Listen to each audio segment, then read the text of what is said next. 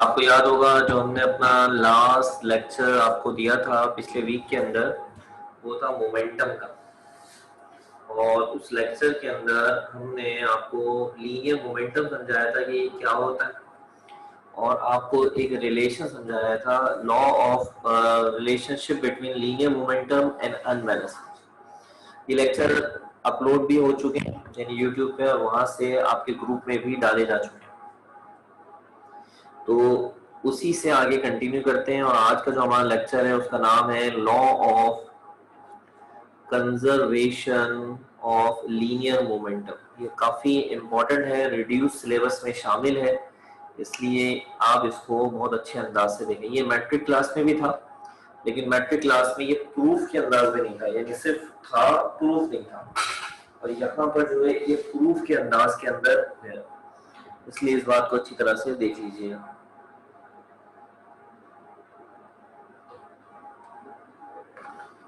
ठीक है, यहाँ तक ओके करें मुझे सारे बच्चे, शाबाश, जल्दी से, कि यहाँ तक सारी बातें आपको क्लियर है। Law of conservation of linear momentum जो है, इसको सीखने के लिए हमें दो बातें सीखनी पड़ती है। सबसे पहली बात, what is isolated system. Isolated system क्या होता है बच्चों? सिस्टम हम उस जगह को कहते हैं जिसको आपने अपने साइंटिफिक मुताले के लिए अलग थलग कर लिया। जहाँ पे आप कोई साइंटिफिक गौर व फिक्र कर रहे हैं, उस जगह को सिस्टम कहते हैं। ठीक है, जैसे मिसाल के तौर पर जब मैं आपकी क्लास ले रहा था, तो उस क्लास रूम को हमने बाकी तमाम जगह से सेपरेट मान लिया, और वहां पे फिजिक्स की क्लास लेकर अब सिर्फ फिजिक्स का डिस्कशन हो रहा है, तो वो क्लासरूम आपका सिस्टम हो गया। क्या आप बेटा पंखे का घूमना स्टडी कर रहे हैं, पंखा घूम रहा है, आप उसको देख रहे हैं, तो पंखा अब आपके लिए क्या हो गया? सिस्टम हो गया। इस तरह आइसोलेटेड सिस्टम जो होता है, ये सिस्टम की एक टाइप होती है। सिस्टम तीन अंदाज के होते हैं, open system, close system, isolated system. तो आइसोलेटेड सिस्टम से मुराद एक ऐसा सिस्टम होता है जिसके अंदर no external force is applied, यानी कोई बैरूनी कुव्वत नहीं लगेगी। सिस्टम में जो मौजूद होंगे बस वही एक दूसरे पर फोर्स लगा रहे होंगे, या वही फोर्स लगाएंगे, बाहर से उस सिस्टम के ऊपर कोई फोर्स नहीं लगेगी। उसे कहते हैं आइसोलेटेड सिस्टम, अलग थलग। इसकी सबसे अच्छी जो मिसाल है हमारे पास, वो मिसाल है बेटा एक सिलेंडर में गैस के मॉलिक्यूल। सिलेंडर में गैस, सिलेंडर में जो गैस होती है और गैस के जो मॉलिक्यूल्स होते हैं वो बेटा मोशन में होते हैं, हरकत में होते हैं। और जब वो हरकत में होते हैं तो एक दूसरे से टकराते हैं, और टकराते हुए एक दूसरे के ऊपर क्या लगाते हैं? फोर्स। बाहर से कोई फोर्स नहीं लगती, अपनी ही फोर्स लगाते हैं एक दूसरे पर टकराने के दौरान। तो वो सिलेंडर जिसमें ये गैस, इसके मॉलिक्यूल मौजूद हैं, ये सिलेंडर इस वक्त क्या है बेटा? एक आइसोलेटेड सिस्टम है। क्या आपको यारी बात समझ में आ रही है? यस और नो? शाबाश। नंबर 2 बात पे चलिए। शाबाश, वेरी गुड। उवैस और बिलाल का मैसेज आया है मेरे पास, बाकी बच्चे भी जल्दी जल्दी शाबाश। देखिए मुख्तसर अंदाज में लिखना होता है, ओके यस, ओके यस। आप यकीनन सारे टाइपिंग चैंपियन होंगे, मुझे अंदाजा है। तो अगर अपनी क्लास के अंदर आप टाइपिंग चैंपियन अपना मामला नहीं दिखा रहे तो बेटा बात तो बुरी बात है। ओके यस करेंगे, मैं आपकी चैट देख भी रहा होता हूँ, नतीजे के अंदर क्या होगा? मुझे पढ़ाने में थोड़ा सा और मजा आएगा। ओके मेरे जैसे क्लास के मामला होते थे। तो बच्चों अब यहाँ पर दूसरी बात जो हम डिस्कस करने जा रहे हैं वो ये डिस्कस करने जा रहे हैं, देखिए अगर किसी ऑब्जेक्ट के ऊपर, एक ऑब्जेक्ट, एक बॉडी है, वो मूव कर रही है, हरकत में, ठीक है, उसकी वेलोसिटी जो है बेटा वो 10 मीटर पर सेकेंड है, फर्ज कर लें। ठीक, इस बॉडी का जो मास है वो फर्ज कर लें 2 kg। हम इसका मोमेंटम निकालते हैं। मोमेंटम कैसे निकलेगा? मास इनटू वेलोसिटी, 2 टाइम्स हो गया 20, ये इसका मोमेंटम आ गया न्यूटन इनटू सेकंड। अगर इस ऑब्जेक्ट के ऊपर, इस बॉडी के ऊपर बेटा लगने वाली फोर्स या तो कांस्टेंट हो या जीरो हो, फर्ज कर लें जीरो फोर्स या कांस्टेंट फोर्स, तो इसकी वेलोसिटी जो है बेटा वो सेम रहेगी। अगर इसकी फोर्स जीरो, और अगर ये वेलोसिटी सेम रहे, मास तो सेम ही रहता है, तो फिर ये मोमेंटम कैसा रहेगा बेटा? कांस्टेंट रहेगा। ठीक है, लेकिन अगर ये फोर्स जीरो नहीं है, जीरो के अलावा कुछ है, तो फिर वेलोसिटी सेम नहीं होगी, वेलोसिटी बदलेगी, और अगर वेलोसिटी बदलेगी तो मोमेंटम भी बदल जाएगा। तो बच्चों याद रखिएगा, अगर हमारे पास एक कौन सा सिस्टम मौजूद है, आइसोलेटेड सिस्टम मौजूद, आइसोलेटेड सिस्टम में बाहर की जो फोर्स होती है, शाबाश, वो क्या होती है, जीरो होती है। तो अगर बाहर की फोर्स जीरो हुई तो जो आइसोलेटेड सिस्टम में बॉडीज मौजूद होंगी उनका मोमेंटम चेंज होगा या कांस्टेंट रहेगा, आप बताएंगे, शाबाश, जल्दी से चैट पे बता दो। एक आइसोलेटेड, वेरी गुड, मैंने दोबारा रिपीट करने से पहले 2-3 बच्चों ने रिप्लाई दे दिया, शाबाश, बिल्कुल सही रिप्लाई दिया बेटा आप लोगों ने, वेरी गुड। बेटा ये आप जो कोई स्टूडेंट अगर अपने एक्चुअल नाम से एंटर नहीं होगा, सेंटर की इंस्ट्रक्शंस हैं तो उसे क्लास से हटा दिया जाए वार्न करके। आप प्लीज अपने नाम से एंटर हो, अटेंडेंस ली जाती है। ये अटेंडेंस में रियलमी C2 अटेंडेंस कैसे लगेगी भाई, है? तो ये जो भी है रियलमी C2 मोहतरमा या मोहतरम साहब जो भी हैं, उनसे दरख्वास्त करता हूँ कि प्लीज अपना नाम सही करें। ये दो यहाँ पे ऐड है, मैं दोनों को वार्न कर रहा हूँ, अपना नाम चेंज करें। रियलमी C11, रियलमी C2, ये दोनों को मैं ऑन कर रहा हूँ, और 1 मिनट के अंदर अगर नाम चेंज नहीं हुआ तो आप दोनों वेटिंग रूम में चले जाएंगे। पहले बता दो, 1 मिनट में अपना नाम चेंज कर ले बेटा। जहां पर आप इंटर होते हैं वहीं से होता है बेटा, प्लीज इसका जरा मामला है, आप ऐसे बात समझ होंगे सर कुछ ज्यादा हार्श हो रहे हैं, सख्त हो रहे हैं, अटेंडेंस लगती है, आप खुद बताएं। अब हमें क्या पता रियलमी C1 और C2 से कौन सा बच्चा ऐड हुआ। ये 2 स्टूडेंट हैं जिनमें से जिसका नाम चेंज होगा, जी जी रेस हैंड, आप बताइए क्या कह रहे हैं, शाबाश। मुझे यहाँ पे नाम मेंशन नहीं कीजिएगा क्योंकि अटेंडेंस मैं नहीं लगा रहा, अटेंडेंस मैनेजमेंट लगाती है, इसलिए आप यहाँ मुझे अपना नाम नहीं बताएं। जी जी आप सवाल करें, शाबाश। मैंने आप दोनों की माइक ऑन कर दी, जल्दी करना, मुझे देखिए लेक्चर खत्म कराना है वाला। दोनों का माइक मैंने टर्न ऑन कर दिए। हाँ, आपको सर नाम है मेरा लेकिन आ नहीं रहा।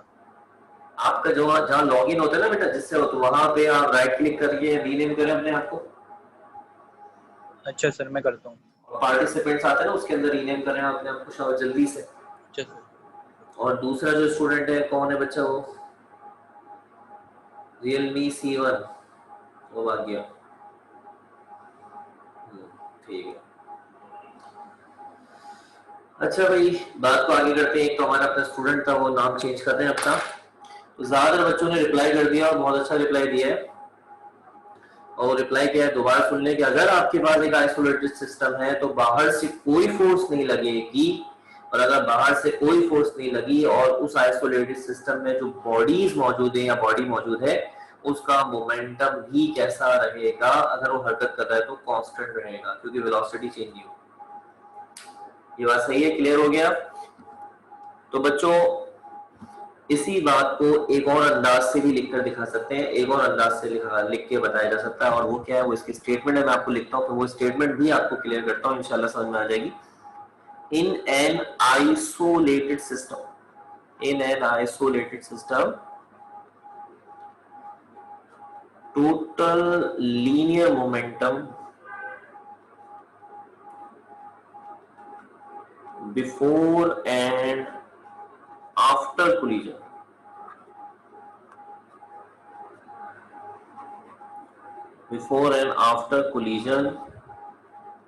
will remain conserved,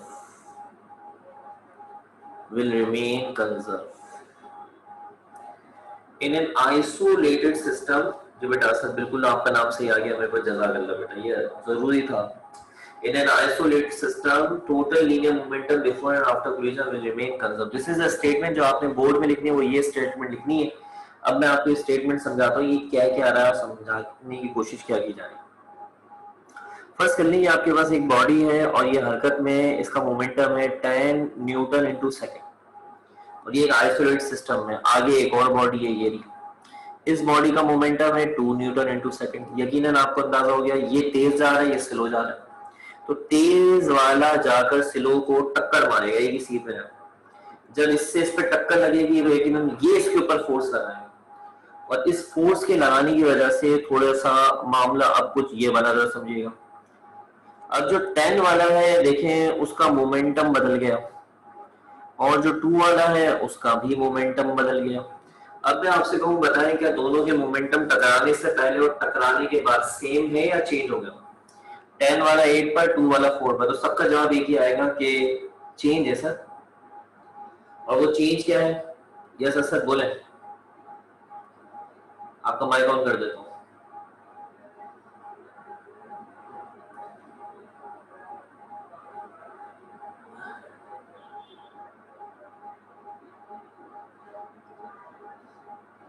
आप अपना माइक अब खोल सकते हैं खुद ही, ठीक है?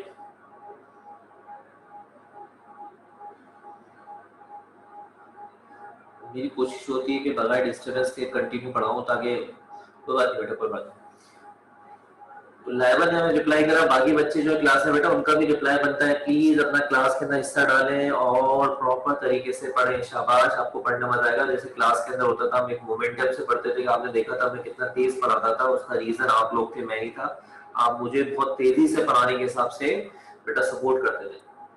10 है, 2 है, टकराए दोनों से, और टकराने के बाद दोनों का मोमेंटम 10 वाला 8 पर, 2 वाला 4 पर। तो आप अगर ये कहते हैं इनका मोमेंटम बदल गया तो जवाब आपका दुरुस्त है, लेकिन जो ऊपर लॉ लिखा हुआ है उसमें लिखा हुआ है बेटा मोमेंटम सेम रहेगा टकराने से पहले और टकराने के बाद, लेकिन एक लफ्ज लिखा हुआ है, आप उस पर गौर करें, वो लफ्ज है टोटल। क्या आपने इनका टकराने से पहले, ये है बिफोर, टकराने से पहले, ये है टकराने के बाद, क्या आपने बिफोर और आफ्टर का टोटल करके देखा है? 10 और 2 प्लस करें तो 12 हो जाएगा बेटा, और अगर 8 और 4 प्लस करें तो ये भी 12 हो जाएगा। मतलब ये हुआ कि दोनों का टकराने से पहले और टकराने के बाद का मोमेंटम का टोटल बेटा सेम है। इसी को कहते हैं law of conservation of linear momentum. Okay करें यहाँ तक, शाबाश।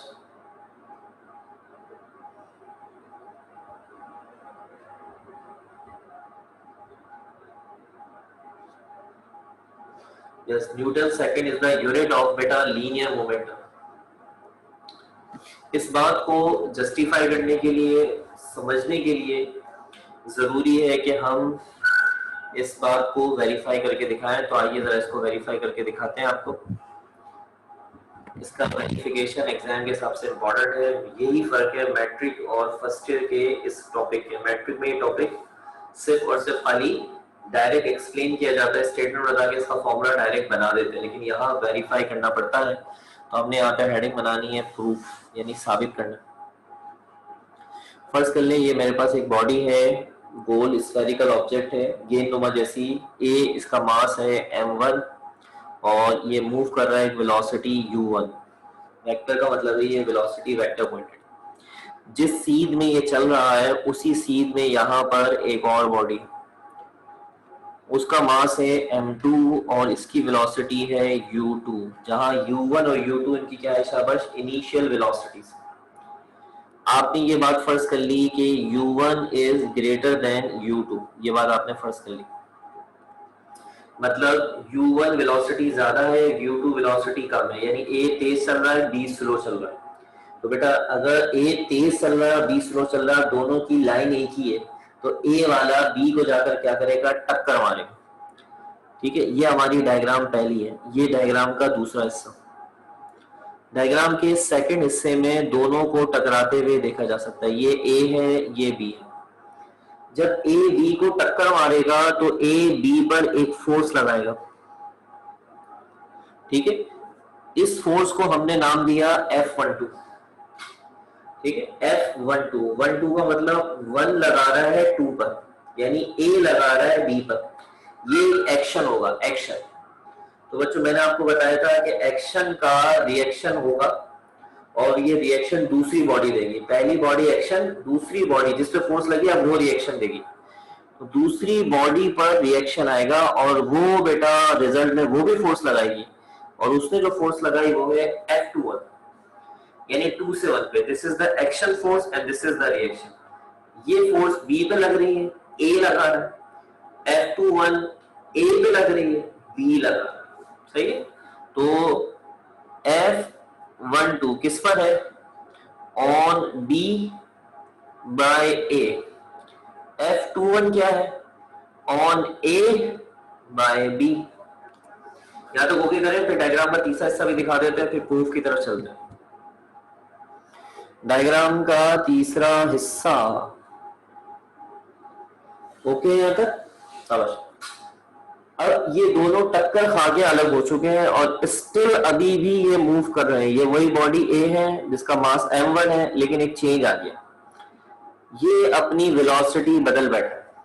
ऊपर वाला जो ऑब्जेक्ट था वही ऑब्जेक्ट है, u1 से चल रहा था और अब ये v1 आ गया, ये इसकी फाइनल वेलोसिटी।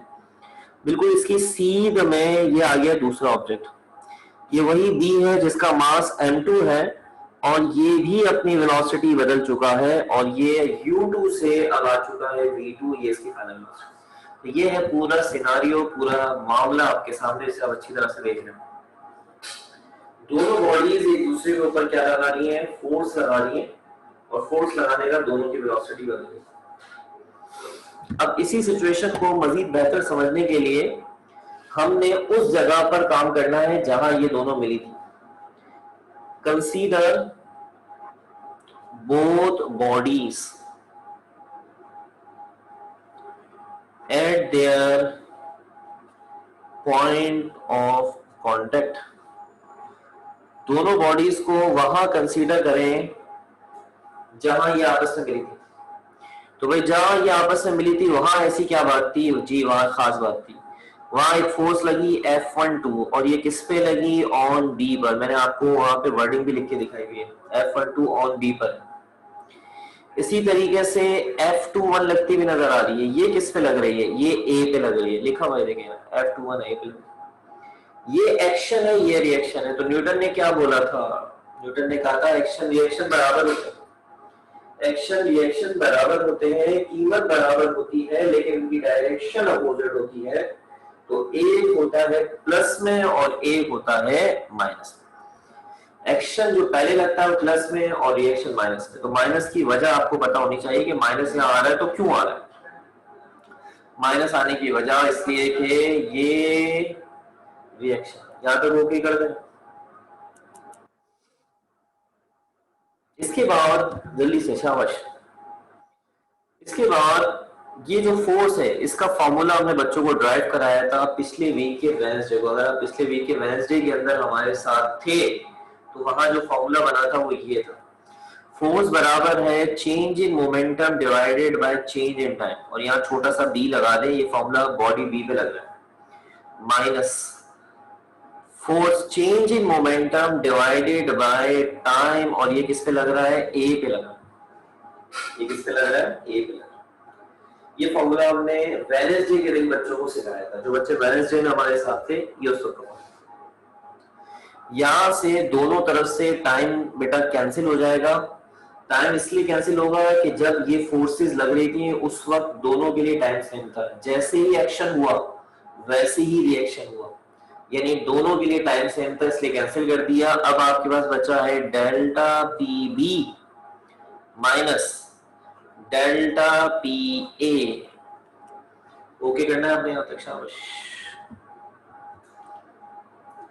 सारे बच्चे, सारे। देखो ओके में मैंने बताया ओके यस, इस पर टाइप करने में जरा सी भी नहीं लगती, लेकिन मैं आपका नाम पढ़ लेता हूँ और उसके साथ ओके यस देख के जरा मुझे भी आइडिया मिलने लग जाता है बच्चे के मामला के हिसाब से। मैंने माइक खोलने का मामला ओके कर दिया है, तो कोई बच्चा माइक ओपन करके अगर रिप्लाई देना चाहेगा तो माइक ओपन करके ही रिप्लाई दे सकता है बेटा, याद रखिए। सब बच्चे यहाँ तक ओके कर चुके हैं। अब आपने क्या करना है? इस डेल्टा पी को सॉल्व करना है। बच्चों याद रखें डेल्टा पी कैसे सॉल्व होगा, उसके लिए मैं आपको यहाँ पे रफ में दिखा रहा हूँ। मामला बहुत आसान है ताकि आपको अच्छी तरह से क्लियर हो जाए। हम यहाँ डेल्टा पी की वैल्यू और डेल्टा ए की वैल्यू डायरी करते हैं, अच्छी तरह देखिएगा बच्चों। डेल्टा पी का मतलब है चेंज इन मोमेंटम। तो हमारे पास जो डायग्राम थी उसके अंदर ये है बॉडी बी, ठीक है, और बॉडी बी का जो मास है वो है m2।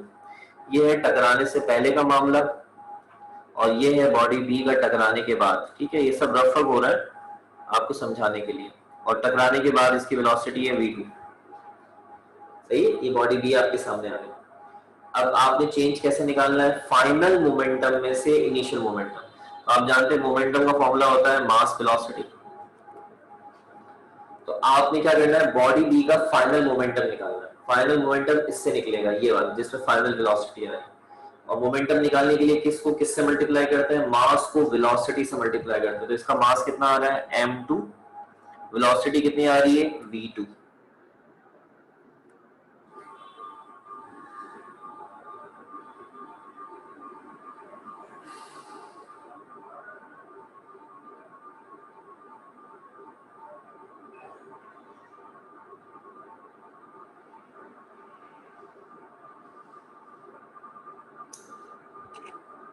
क्या आपको मेरी आवाज आ रही है, यस कर दें।